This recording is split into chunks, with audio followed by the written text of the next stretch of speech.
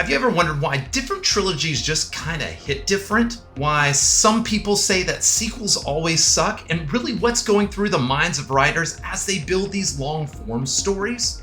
The Matrix versus The Lord of the Rings. How are these stories different? And quick little hint, guys, it's not because Hugo Weaving is an agent in one and then an elf in the other. In this video, we're going to explore the different types of story trilogies, how this fits into the world at large, and what writers may have been thinking about, what was going through their mind when they were building these stories from the beginning. And so if you are a writer, if you're wanting to write, or you're just a fan of storytelling, or even maybe just The Matrix and The Lord of the Rings, then how about you stick around?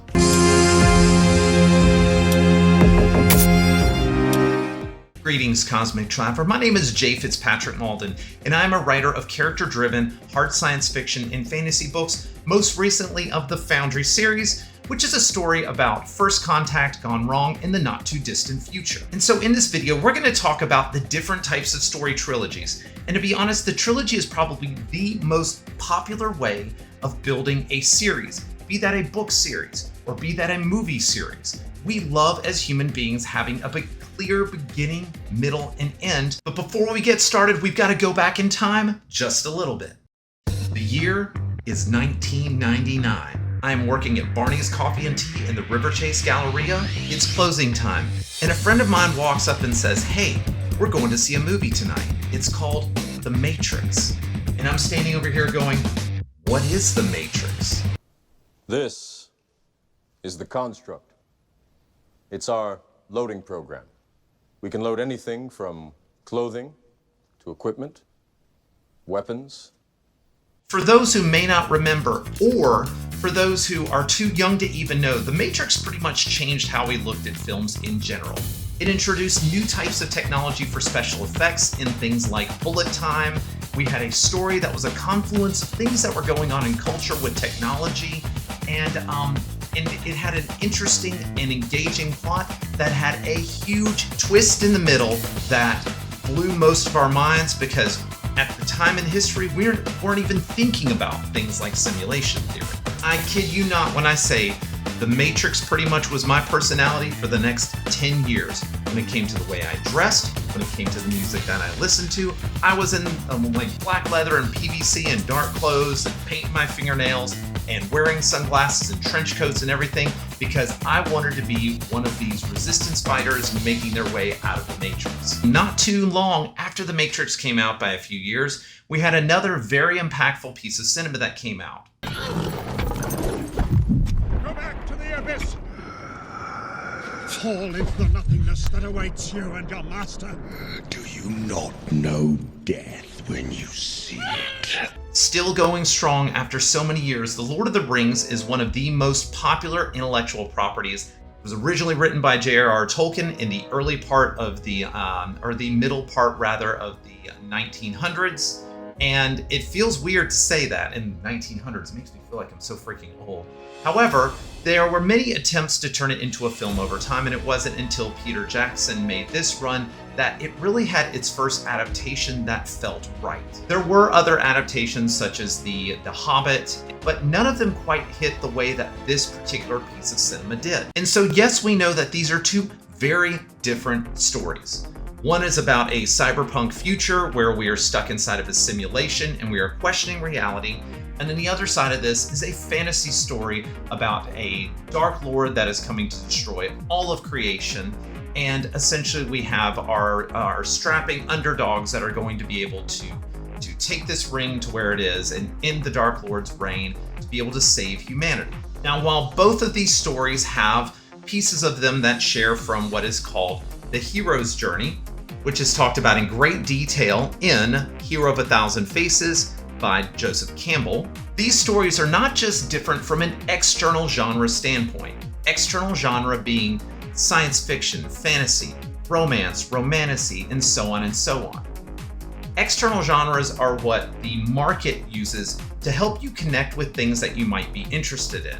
However, there are two other layers that come to this as well. There's also a concept inside of storytelling that they refer to as an internal genre. And I first learned this in the Story Grid book, and then later I learned more about it in Save the Cat. Internal genres are more like things like an institutionalized story, or buddy love, or a superhero story, or a golden fleece. And so these two movies, I really, in the Save the Cat space, fall into something more like, for The Matrix, we're looking at a superhero story, which doesn't necessarily mean that it's like Superman and Batman and all that kind of stuff. But we have a hero who follows a hero's journey, who usually has some sort of tragic reason that they have gone into this space. And over the course of it, it is kind of the good power versus the evil power. And they are both getting stronger and stronger and fighting against each other until some conflict at the end. Now, The Lord of the Rings, for the most part, I would say feels more like a Golden Fleece story, though it does have some aspects of buddy love. Now, a Golden Fleece story is where people go out on the road and they believe that they want one particular thing, and they go on a mission to accomplish that thing, but in the end, they find something else that's more meaningful than that. It would be like if the characters went on a story to make a ton of money, and what they really found along the way was friendship, connection, and a new way to see the world. But a buddy love story is a story where two characters from different backgrounds come and meet each other, and they become richer for the experience. So the two of them connect, and they help to fill each other's gaps in such a way that they become better for having met one another. Now you're probably going, I didn't get on this video to talk about, to hear about, genres and all of that kind of stuff. Guys, it's all interconnected. Now, I have not heard this confirmed from the Wachowski brothers, but I'm using my own intuition to dig a little bit deeper into this space. So we have this brand new movie doing a brand new thing that has never been done before, and you're the writer of this. While you may have huge ideas for a sprawling story that could span multiple movies, your first objective is, let's get people into this universe and let's give them something palpable. And so The Matrix is what I call a 1-2 type of trilogy. Now, the reason I call this a 1-2 is because book one, or story one, of the series is really a standalone, meaning if you consume it by itself, you are going to feel satisfied as the reader, as the viewer. You're going to go, okay, we were given an interesting setting, we had some challenges for our main character to overcome, and then here we are at the end and everything is kind of full circle and we feel great. The Matrix very much falls into this. Neo begins to peel back what his world is. He finds himself outside the Matrix, figures out what is actually going on in this world, and then he is guided through this journey to be able to go change the world, find himself being the one. He has to stand up, all the things that you end up finding in a good hero's journey. At the end of the movie, he's in the middle of the climax of it. He has to see his worth and see beyond everything. He becomes super powerful. He fights the agents and is able to save his people and, of course, get the girl in the end. Now, the reason I think that they did this is because I don't think they knew if it was going to be successful or not. And so it's like, let's do this thing. Let's put it out. Let's see how big a splash we can make. And then if things turn out well, then let's go further. And so going back to the whole 1-2 trilogy, the first is a standalone, but the second and third Matrix movie are one really long movie. Think of this too through the Star Wars lens as well. We have the original Star Wars movie, and it is definitely a standalone movie. We have the rebels, they fight against the Empire, Luke gets his powers, very similar to the Matrix, very much going back to hero's journey. And in the end, they blow up the Death Star, he gets the girl, everything's okay. Too bad the girl turns out to be his sister. That's a super weird part of Star Wars, whatever, we're not going to talk about that here. And so you have the standalone, but then you have the two others that come after it, which arguably are kind of like one really long film. And so we have The Empire Strikes Back, which goes through all of this action to the end and ends on a low point with one of the biggest reveals in cinema history, only for us to come back in the third movie and pick up exactly where that left off. Meaning that this was an unbroken narrative that they were trying to tell. Fast forward to The Lord of the Rings. The Lord of the Rings does not follow this format at all. Both Star Wars and The Matrix were unproven intellectual properties, but The Lord of the Rings had been a beloved and popular book for many, many, many years. And so then when Peter Jackson jumps in, we're going to tell this all the way from start to finish. Now, Tolkien didn't even see The Lord of the Rings as 3 separate books. He saw them as 1 book in 3 parts, and that's exactly what ended up happening with the Lord of the Rings films. Can you imagine if in the Fellowship of the Ring, if at the end when everybody was getting broken their different places and Sam and Frodo were running off on their own and they were trying to save Merry and Pippin at the end, that was it. And would you have felt satisfied if they had never made the 2 towers? Gandalf is dead, you're feeling horrible about things, and you never get to see how this is resolved. But these narratives continued all the way through till the 3rd movie. Writing a trilogy, writing a full series is very challenging and it takes a lot of work. Which is why when I started writing the Foundry series, one of the reasons I followed the model I did, which was the 1-2 model for Trilogy, is because of the fact that I wasn't sure people were actually going to like the story, and I wasn't sure that it was going to be something I had the creativity or drive to be able to complete. And so I wrote the first book of the Foundry series as a standalone book, meaning if people read that and that was it, that was great.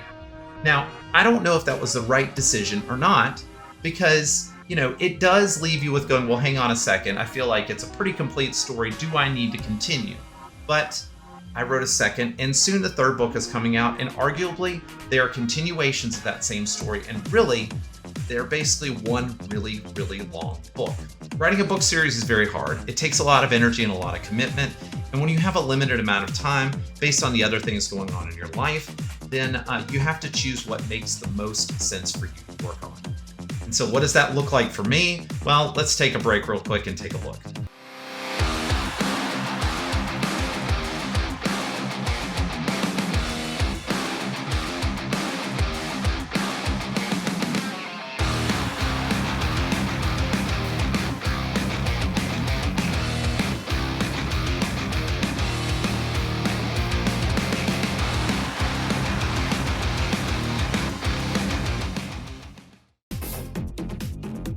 Now we've talked about the 1-2 and kind of the 1-2-3, which the Lord of the Rings being beginning, middle, and end. We have the Fellowship of the Ring, the 2 Towers, and then of course Return of the King. Now one of the things I find interesting, and this is a total side note on this, is that it seemed to be for the longest time the most popular one of the Lord of the Rings movies to show up on TV was always the 2 Towers. And I had to think about this and I was like, which one is probably the best single movie on its own? And it's probably the 2 Towers, because it has all the awesome stuff that's in Lord of the Rings. We meet Ents, there's a big battle in 2 different locations, tons of actions, got horses and that whole situation. I mean, it's a really, really good film. There is a 3rd model to consider, and actually really a 4th model when it comes to series in general, but not necessarily trilogies. The 3rd model of the trilogy is really the 1-1-1 model. And that model falls very well with, say, Tron Ares is about to come out. And so we had the original Tron film, and then we had Tron Legacy, which I don't care what anybody says, it's one of my favorite movies of all time, and it's amazing. It is a magical piece of cinema. And then now we have Tron Ares coming out. Now, will this be a trilogy or will this be a continued series? That remains to be seen. However, each one of these stories is very standalone in its nature, I would assume. And so I'll be curious to see on Tron Ares if it follows much like the Tron Legacy model. Tron Legacy, you do not have to have ever seen the original Tron for it to feel like a complete story.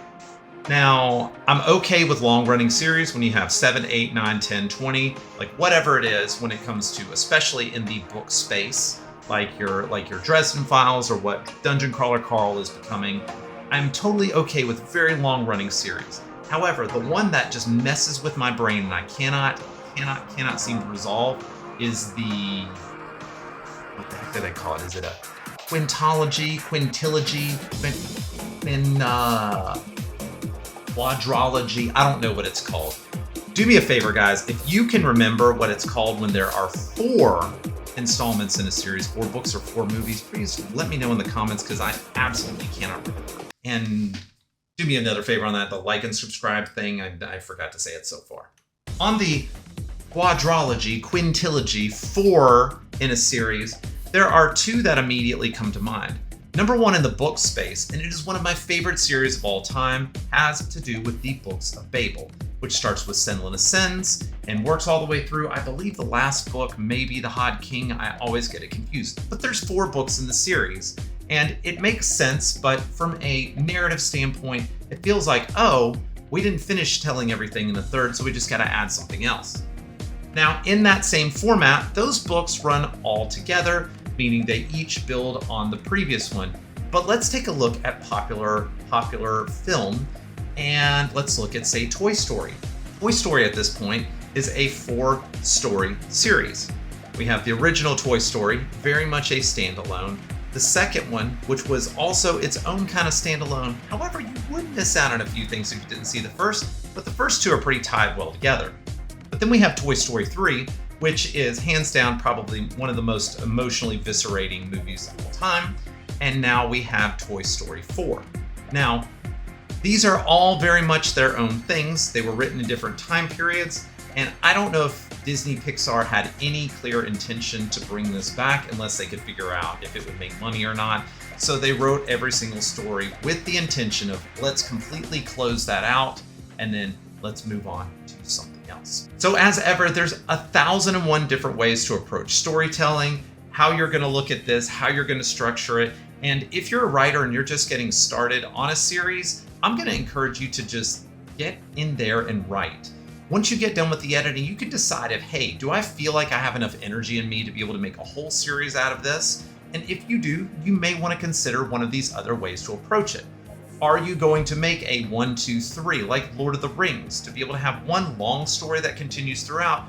Or are you going to take the approach that the first book is very much a standalone, but we're going to leave the door open? So if I don't have the energy or time, I can at least feel accomplished in the fact that I created this thing.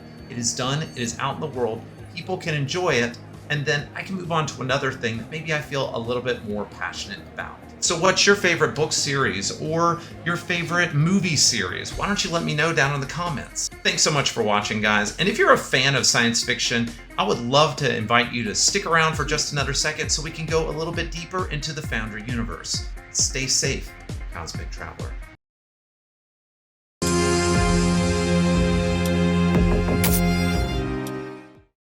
You must first know heaven.